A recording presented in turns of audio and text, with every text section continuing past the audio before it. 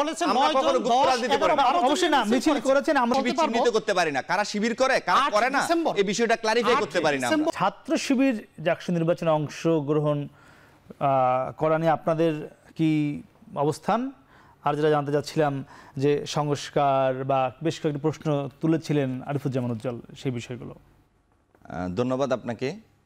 আপনাদের একটি ঘটনা স্মরণ করিয়ে দেওয়ার জন্য মূলত বলা, 1989 সালে জাহাঙ্গীরনগর বিশ্ববিদ্যালয়ে ছাত্রদল নেতা হাবিবুর রহমান হত্যাকাণ্ড ঘটেছিল। ওই হত্যাকাণ্ডে শিবিরের সংশ্লিষ্টতার কারণে তৎকালীন জাকসু, আমি স্পষ্ট করে বলি আপনাকে, তৎকালীন জাকসুর যে পরিষদ ছিল শাহীন পরিষদ, ওই শামীম ভাইকে আমি পাই নাই, কিন্তু আজিজুল হক শাহীন ভাই ছিলেন ছাত্র ফ্রন্ট থেকে মনোনীত। ওনার সাথে যখন কথা বলেছিলাম, উনি আমাদেরকে যে বিষয়টি এনশিওর করেছিলেন সেটি হচ্ছে জাকসুর নেতৃত্বে তখন শিবিরের হাবিবুর রহমান কবির হত্যাকাণ্ডের সাথে সংশ্লিষ্টতার কারণে তখন 22টি জাকসুর নেতৃত্বে 22টি ছাত্র সংগঠনের একটি সর্বদলীয় ছাত্র ঐক্য হয়েছিল।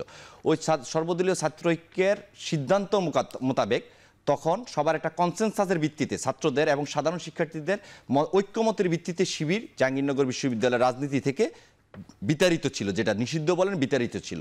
দীর্ঘ 32 বছর কিন্তু জাহাঙ্গীরনগরে তাদের কোনো প্রকাশ্যে কোনো কমিটি ছিল না। তা আমরা মনে করি 5ই আগস্টের জুলাই অভ্যুত্থানের পরবর্তী সময়ে একটি পরিবর্তিত পরিস্থিতিতে শিবির জাহাঙ্গীরনগরে আত্মপ্রকাশ করেছে। আমরা মনে করি বাংলা জাতীয়তাবাদী ছাত্রদল মনে করে তাদের অতীতের দায়, এবং বর্তমানে তখনকার যে 22টি সংগঠন ছিল তার মধ্যে উজ্জ্বলদের সাংবাদিক সমিতিও একটি, ওই সিগনেচার করা।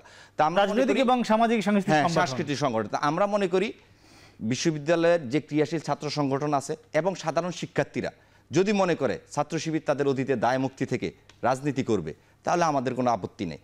আমি এখানে থামবো, আমি আবার আসবো। মহিবুর রহমান, আপনি একটু বলবেন, সিরাজি বললো যে ছাত্র দলের এক নেতাকে হত্যার কারণে ছাত্র শিবিরকে আসলেই কাগজে কলমে আনুষ্ঠানিকভাবে নিষিদ্ধ করা হয়েছিল কিনা, ইতিহাস আপনাদের কাছে নিশ্চয়ই কি তথ্য আছে? আচ্ছা, আমি একটু ব্যাকগ্রাউন্ড থেকেই বলি ভাই, যেহেতু হাবিবুর রহমান কবির ভাইয়ের হত্যাকাণ্ডের কথা বলেছে। 1989 সালে একটি অনাকাঙ্ক্ষিত সংঘর্ষে হাবিবুর রহমান কবির ভাই আহত হয়। সংঘর্ষ না, এটি ছিল হত্যাকাণ্ড। সংঘর্ষ ছিল, এবং সেই সংঘর্ষে এক হল থেকে এসে অন্য হলে আক্রমণ করে তাকে মারা হয়েছিল। আমি বলছি, আমাকে একটু বলতে দেন। সেই সংঘর্ষে ছাত্রদলের 4 জন আহত হয়েছিল, এবং বাংলাদেশ ইসলামী ছাত্র শিবিরের তৎকালীন সভাপতি মমতাজ ভাই সহ 8 জন আহত হয়েছিল। এবং মমতাজ ভাই এতটাই আহত হয়েছিল যে তিনি ইন্তেকাল করেছে বলে ছড়িয়ে গিয়েছিল, কিন্তু পরবর্তীতে আল্লাহ পাক রব্বুল আলামিন তার হায়াত রেখেছেন, তিনি সুস্থ হয়ে ফিরেছেন। হাবিবুর রহমান কবির ভাই আহত হওয়ার পর তাকে ঢাকা মেডিকেলে নিয়ে আসা হয়। 10 দিন পরে তিনি চিকিৎসারত অবস্থায় ইন্তেকাল করেন। তো 10 দিনের মধ্যে যে ঘটনা ঘটেছে সেটা হলো, হাবিবুর রহমান কবির ভাই চিকিৎসার মধ্য দিয়ে সুস্থ হয়ে উঠছিলেন, কিন্তু ওই সময়ে ছাত্রদল আবার অতিরিক্ত হামলা চালায় ঢাকা মেডিকেলে। সেখানে ছাত্র শিবিরকে উদ্দেশ্য করে হামলা চালায়, কিন্তু ইসলামী ছাত্র শিবিরকে আগে থেকেই বোঝা যাচ্ছিল যে তারা হামলা চালাতে পারে। ইসলামী ছাত্র শিবিরের আমাদের যে 8 জন ভাই ছিল তাদেরকে সেখানে চিকিৎসা নিতে দেওয়া হয়নি, প্রাইভেট মেডিকেলে তাদেরকে স্থানান্তর করা হয়। সেখানে এসে হাবিবুর রহমান কবির ভাইকে আবার ছাত্রদলের লোকেরাই হামলা করে, এবং সেখানে অনেক বেশি আহত হয়। পরবর্তীতে তিনি মাথায় আঘাতপ্রাপ্ত হয়ে মারা যান। ছাত্রদলের হামলাতেই ছাত্রদল সভাপতি মারা গেলেন। এটা হলো ঢাকা মেডিকেলে পরবর্তীতে হামলা করে, পরবর্তীতে চিকিৎসারত অবস্থায় ছাত্রদল হামলা করে। এটি আসলে কল্পকাহিনী ছাড়া কিছু না। আপনারা যখন ইতিহাস দেখবেন তখন, আচ্ছা আপনি আমাকে বলেন, ছাত্রদলের হামলায় যদি ছাত্রদল নেতা মারা যায়, তাহলে গত 32 বছর জাহাঙ্গীরনগরে ছাত্র শিবিরের কেন প্রকাশ্যে কোনো কার্যক্রম? আমাকে একটু বলতে দেন, কবির ভাইয়ের হত্যার পরবর্তীতে আমি যাচ্ছি। কবির ভাইয়ের হত্যাকে কেন্দ্র করে ছাত্র শিবিরে, হ্যাঁ আমি সেটাই বলছি, ছাত্র শিবিরের কয়েকজন ভাইয়ের মামলা করা হয়। সে মামলার রায় হয় বিএনপির আমলে। তখন হলো যাদের নামে মামলা করা হয় তারা বেকসুর খালাস পায়। এর মানে হলো সেটা আদালতে মীমাংসিত বিষয়, সে দায় ইসলামী ছাত্র শিবিরের উপর যদি আসতো তাহলে তারা বেকসুর খালাস পেত না, তাও আবার বিএনপির শাসনামলে। এখন আমি বলি, যদি কবির হত্যার কারণে একাডেমিক কাউন্সিল, সিনেট, সিন্ডিকেট কেউ ইসলামী ছাত্র শিবিরকে নিষিদ্ধ করে নাই, যদি ক্যাম্পাস প্রশাসনের এই বৈধ কাঠামোগুলো যদি নিষিদ্ধ না করতে পারে, তাহলে অন্য কেউ বলতে পারে না কে নিষিদ্ধ হবে কে নিষিদ্ধ হবে না, কে ক্যাম্পাসে ছাত্র রাজনীতি করতে পারবে, একটা ঐক্যমতের রাজনীতি করতে পারবে না, সর্বদলীয় ছাত্র ঐক্যের ভিত্তিতে। আমরা আপনাদের দুজনের কথাই আমি শুনেছি, আমি একটু এই বিষয়ে আসতে চাই। আমাকে একটু বলতে দিবেন ভাই, আমাকে একটু বলতে দিন। একদম। এখন এই কবির হত্যার কারণে যদিও ইসলামী ছাত্র শিবিরের দায় নাই, তারপরে যদি কবির হত্যার কারণে ইসলামী ছাত্র শিবিরকে অবাঞ্ছিত ঘোষণা করা হয়, তাহলে 1994 সালে কামরুল ভাইকে যখন শহীদ করা হয় ছাত্রদলের কর্মীরা সেটা করেছে, তাদের ব্যাপারে কেন কথা উঠবে না? এবং জাহাঙ্গীরনগর বিশ্ববিদ্যালয়ে মুজাম্মেল হত্যা হয়েছে, রুকন হত্যা হয়েছে, আনন্দ কুমার হত্যা হয়েছে, এবং ছাত্র দলের লোকাল অ্যান্টি লোকাল দ্বন্দ্বে শওকত কবির দীপুভাই হত্যা হয়েছে, জুবায়ের হত্যা হয়েছে। তাদের হত্যাকারীদের নিষিদ্ধ করার দাবি কেন উঠাবে না? এবং সর্বশেষ আমরা দেখেছি বিগত কয়েকদিন আগে শামীমুল্লাহ হত্যাকাণ্ড হয়েছে, সেখানে ছাত্র দলের ৫ জন জড়িত ছিল, যেটা হলো ছাত্রদল থেকে বৈষম্য বিরোধী আন্দোলনের প্রথম যে হিট করছে শামীমুল্লাহ হত্যাকাণ্ডের প্রথম যে মানে জড়িত ছিল, যে তাকে প্রকাশ্যে দেখা যাচ্ছিল যে তাকে মারধর করতেছে, লাবিব নামে ওদের বৈষম্য ছাত্র আন্দোলনের সমন্বয়ক ছিল জাহাঙ্গীরনগরে। হ্যাঁ, সে শুরুটা করছে, সে ছাত্রদল হচ্ছে রাত ৮টা পর্যন্ত জানতো না শামীমুল্লাহকে মারা হচ্ছে বা শামীমুল্লাহকে পিটিয়ে হত্যা করেছে। আপনারা যদি ভিডিও দেখেন, ছাত্রদলের ৫ জন কর্মী পিটিয়ে হত্যা করেছে। বৈষম্য বিরোধী ছাত্র আন্দোলন এবং সাধারণ শিক্ষার্থীরা তাকে আটক করছে। আচ্ছা, আমরা যে বিষয়ে ছিলাম আরিফ উজ্জ্বল, এই যে ছাত্র শিবিরকে নিষিদ্ধ করা, 22টি সংগঠন, 89 সাল, বাকি বলছিলেন যে সাংবাদিক সমিতিও সেখানে ছিল, কিন্তু আসলে যেটি জাকসুর যে গঠনতন্ত্র বা নিয়ম, বা আবার তিনি বলছিলেন যে শিবিরের পক্ষ থেকে যেটি সিন্ডিকেট বা প্রশাসন করেনি, মানে আসলে কি বিষয়টি সম্ভব কিনা যেটি বাউর ভাই দাবি করেছেন? এভাবে কি একটি সংগঠনকে জাকসুতে নিষিদ্ধ করা যায় কিনা? জি, যখন আমরা বৈষম্যবিরোধী ছাত্র আন্দোলন তৎকালীন সময়ে ছিলাম না, তো আমরা বিশ্ববিদ্যালয়ে আসার পরে যেটা শুনেছি যে 22টা ছাত্র সংগঠনের পক্ষ থেকে ছাত্র শিবিরকে ক্যাম্পাসে অবাঞ্ছিত ঘোষণা করা হয়। তো সেই জায়গা থেকে, তবে আমরা এটা জাস্ট মৌখিক শুনেছি, আমরা কোনো লিখিত ডকুমেন্ট আমরা দেখি নাই, এবং বিশ্ববিদ্যালয় প্রশাসন থেকেও তাদের রাজনীতি করার ব্যাপারে নিষিদ্ধ করা হয় এরকম একটা গুঞ্জন সবসময় ছিল। কিন্তু আমরা যেটা দেখলাম গত 5 আগস্টের পরে, প্রমাণিত সত্যের কিন্তু সবসময় ডকুমেন্ট লাগে না। আমরা গত 5 আগস্টের পরে, সর্বজন যখন মানুষের হয় যায়, তখন এটা কিন্তু ডকুমেন্ট, লিখিত ডকুমেন্টের খুব বেশি। গত 5 আগস্টের পরে তৎকালীন সিন্ডিকেটের যে সিদ্ধান্ত, সেই সিদ্ধান্তের যে নথিপত্র সেটা আমরা দেখি।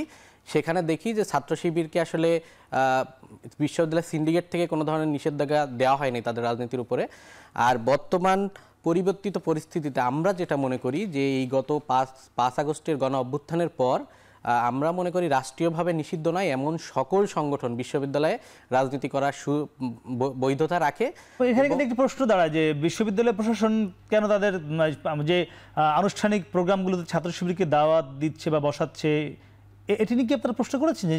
এটি নিয়ে আমাদের প্রশ্ন ছিল। আমাদের প্রশ্নটা ছিল মূলত যে যেহেতু বিষয়টি সুরাহা হয় না, অমীমাংসিত, 22টি ছাত্র সংগঠন এবং কি সাধারণ শিক্ষার্থীরা কিন্তু এখনো ছাত্র শিবিরকে ম্যান্ডেট দেয় নাই, তারা আনুষ্ঠানিকভাবে তাদেরকে কিন্তু এক্সপেক্ট করে নাই। 32 বছর তাদের কোনো কার্যক্রম ছিল না জাহাঙ্গীরনগরে।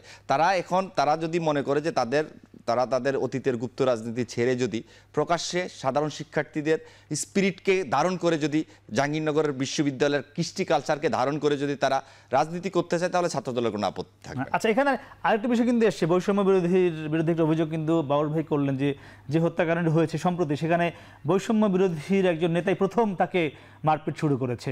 আমি এটা দায়িত্ব নিয়ে বলছি আপনাকে, শামীমুল্লাহকে প্রথম প্রান্তিক গেটে ধরা হয়েছে বৈষম্য বিরোধী আন্দোলনের সমন্বয়ক লাবিবের নেতৃত্বে ধরেছে একজন, ঠিক আছে। পরবর্তীতে ছাত্রদল এই দায় স্বীকার করছে কিনা যে পরবর্তীতে 5 জন পিটিয়ে হত্যা করেছে? ছাত্রদল কেন দায় স্বীকার করবে? ওখানে যখন একজন আসামিকে প্রক্টর অফিসে নিয়ে যাওয়া হয়, যখন প্রক্টর অফিসের মধ্যে তাকে হামলা করা হয়, তাহলে এই দায় তো ছাত্রদল নেবে না, এই দায় নিবে হচ্ছে বিশ্ববিদ্যালয় প্রশাসন।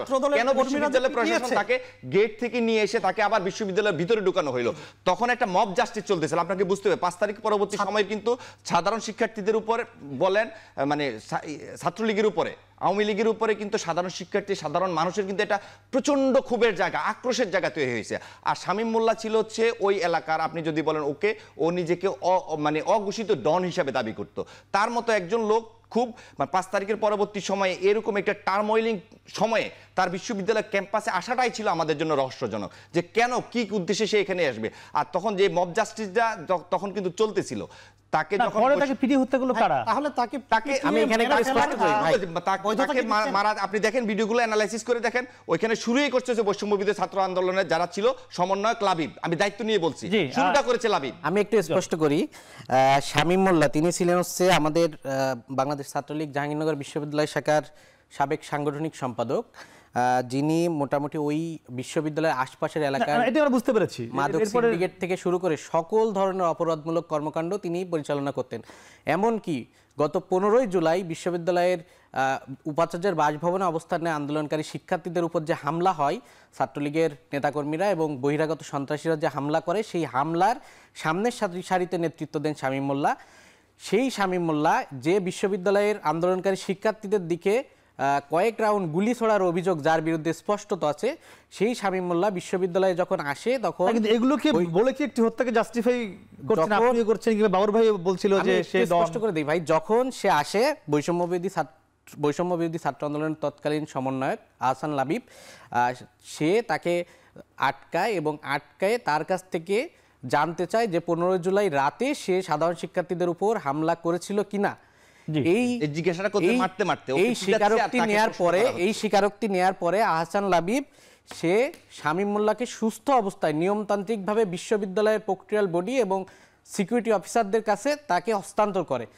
নিয়ম অনুযায়ী বিশ্ববিদ্যালয়ের প্রক্রিয়াল বডি তার পরবর্তী কার্যক্রম সম্পন্ন করে তাকে পুলিশে দিবেন, কি করবেন সেটা প্রক্রিয়াল বডি দেখবেন। কিন্তু আমরা যেটা দেখেছি, তাকে যখন বিশ্ববিদ্যালয়ের প্রক্টর অফিসে নিয়ে আসা হয় তখন ছাত্র দলের নেতাকর্মীরা, আমাদের যে নিরাপত্তা শাখা আছে সেই নিরাপত্তা শাখার গেট ভেঙে ভিতরে ঢোকে হত্যার উদ্দেশ্যে তাকে গণপিটুনি।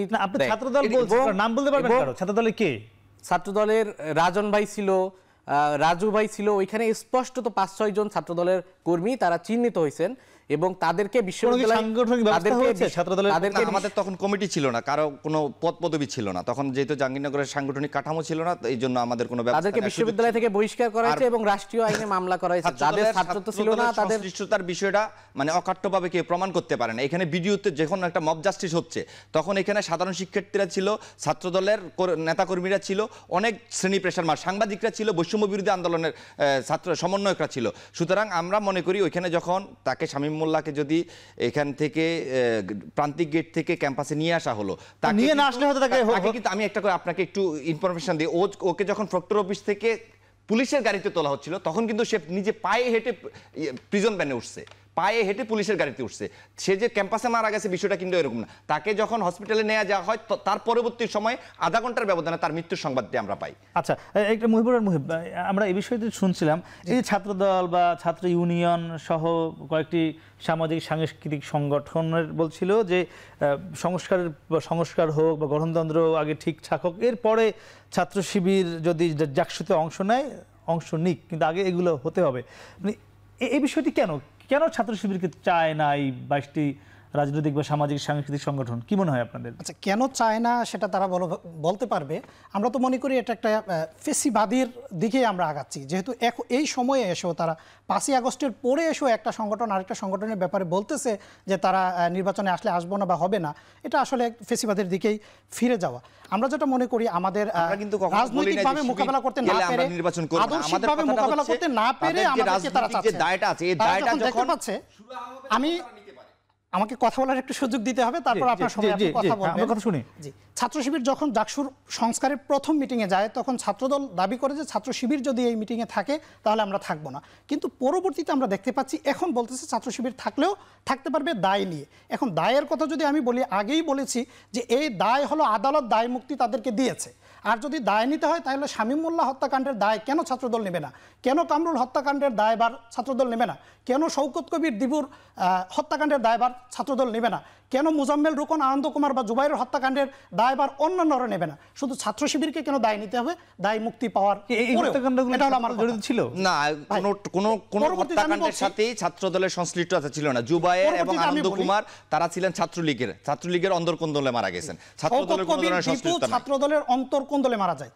এরপরে আমি বলি যে 22টা সংগঠনের কথা বলা হয়েছে, এই 22টা সংগঠন থেকে কয়টা সংগঠন এখন ক্রিয়াশীল আছে এবং যে কয়টা আছে তাদের মতামতটা কি? ক্যাম্পাসে এখন যারা রানিং শিক্ষার্থী আছে, এখন যতগুলো সংগঠন আছে, তারা ছাত্র শিবিরকে কিভাবে নিচ্ছে?